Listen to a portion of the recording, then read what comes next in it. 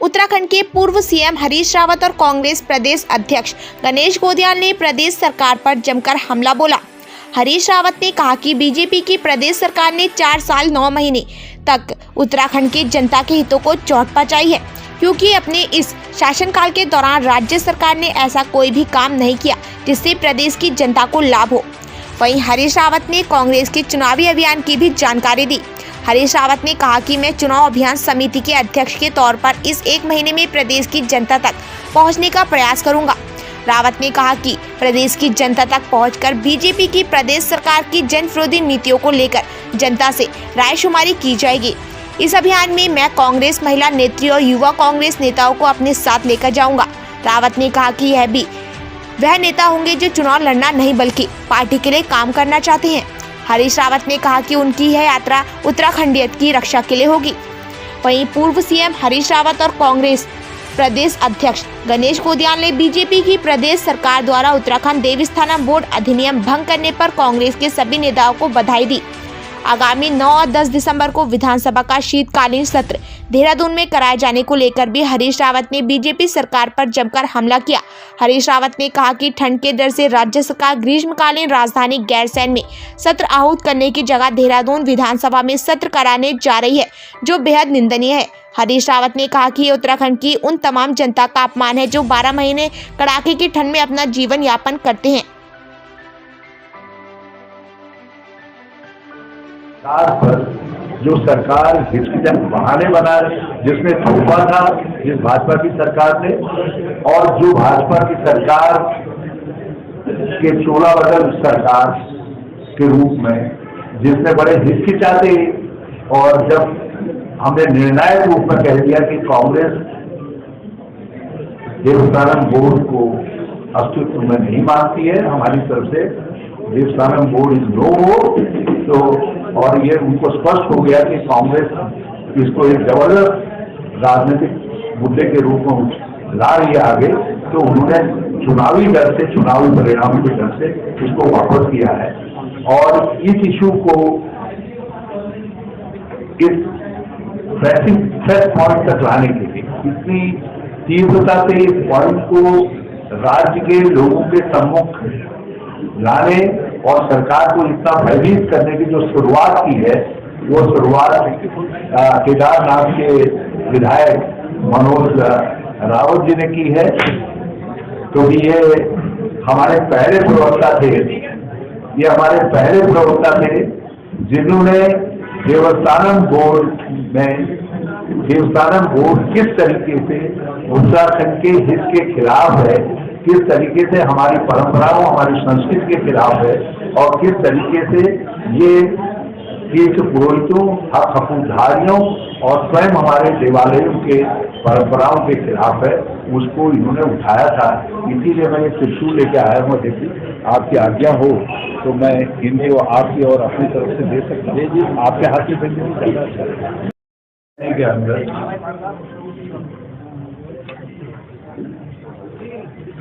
जितने विधानसभा क्षेत्र हैं और जितने प्रमुख चुनावी केंद्र हैं, उन सब तक और भाजपा की केंद्र सरकार और राज्य सरकार ने जिस प्रकार पिछले 4 साल लगभग 9.5 महीनों में उत्तराखंड और उत्तराखंडियत की उपेक्षा की, उत्तराखंड के आम व्यक्ति के हितों पर जोर की है और उत्तराखंड के बड़े सवालों की अनदेखी की है, उसको लोगों तक लेकर के जाओ। और इस अभियान में मैं महिलाओं के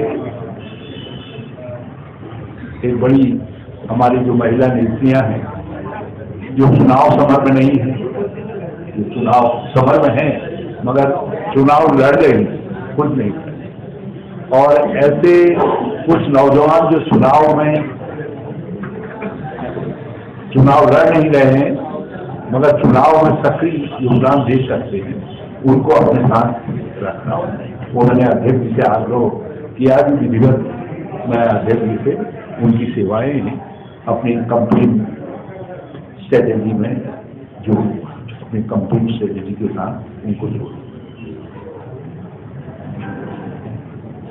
और मैंने उनसे कहा कि वो जब देखें कि वो ऐसे लोगों से जिनसे बातचीत हुई है, मैंने कहा कि आप सारे लोग आधार पर अपने को किसी विवाद में मत डालिए, आप हमारी कंप्लेन स्ट्रेटेजी का हिस्सा हैं, तो आप हमारे साथ जुड़िए।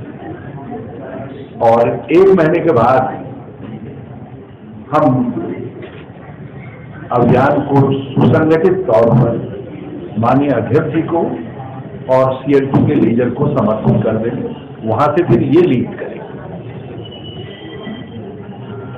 इसलिए हमने अपनी 1 महीने की स्ट्रेटेजी में मैं एक बात मानता हूं, आस्था के प्रश्न को सार्वजनिक नहीं किया जाता। आस्था का प्रश्न आप अपने मंदिर को चौराहे पर नहीं रखते हैं, अपने देव घर के अंदर रखते हैं। गायत्री मंत्र का पाठ आप हर समय नहीं करते थे, हनुमान चालीसा आप हर समय नहीं पढ़ते।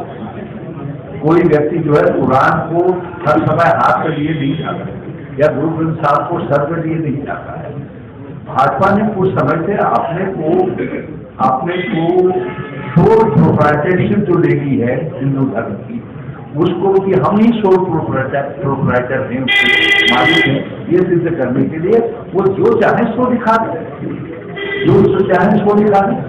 नहीं तो एक बात बताइए, माँ का सब आदर करते हैं, लेकिन माँ को कोई ये थोड़ी कहता है कि माँ को हर समय साधित स्तरों पर लेकर के थोड़ी फिरता है। माँ के प्रति आस्था होती है, धर्म के प्रति आस्था है, गायत्री के प्रति आस्था है, और इसको दिखाने की जरूरत क्यों पड़ गई,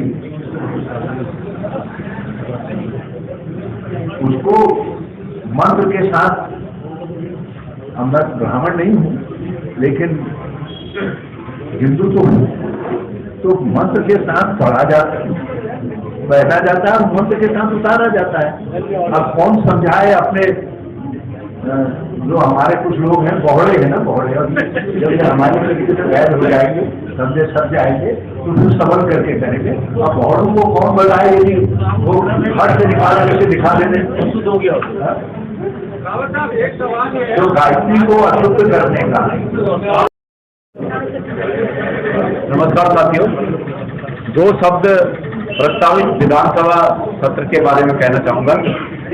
कैंपेन कमेटी के चेयरमैन के रूप में आदरणीय रावत जी ने वर्तमान से लेकर और अगले 1 महीने तक जो बातें कही वो आपके सम्मुख है। उसका मूल इस रूप में है कि हमारे कैंपेन का केंद्र बिंदु, हमारे इस आसन्न चुनाव में कैंपेन का जो आधार है वो उत्तराखंडीयत है।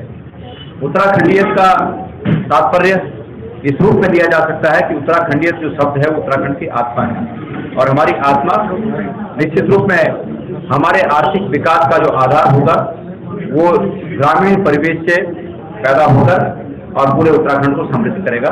ये आशय माननीय रावत जी का है, जो कि आप सब लोगों ने सुना।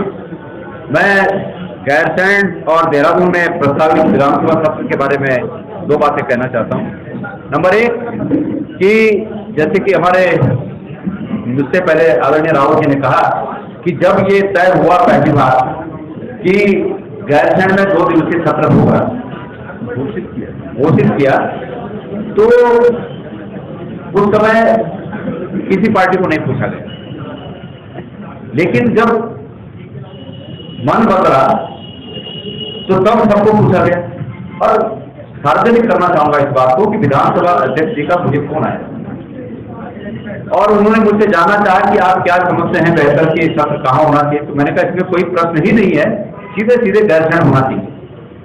लेकिन मुख्य विपक्षी दल होने के नाते अगर मेरी राय दी गई तो मैं अध्यक्ष से ये जानना चाहूंगा कि फिर मेरी राय पर उनके दल की राय भारी पड़ी और उन्होंने गैरसैंण से सत्र करने से हाथ खींचे। माननीय विधानसभा के अध्यक्ष जी इसको भी मीडिया के सामने, इस प्रदेश के सामने कहेंगे कि उनके दल ने गैरसैंण में सत्र आहूत करने से हाथ क्यों खींचे। और अब तो उन्होंने अपने दल की सुनी, उन्होंने प्रदेश की जनता की आवाज नहीं सुनी, कांग्रेस पार्टी की आवाज नहीं सुनी, अपने दल की आवाज सुनी। उन्होंने गैरसैंण में सत्र आहूत करने से हाथ क्यों खींचे, नंबर एक बात।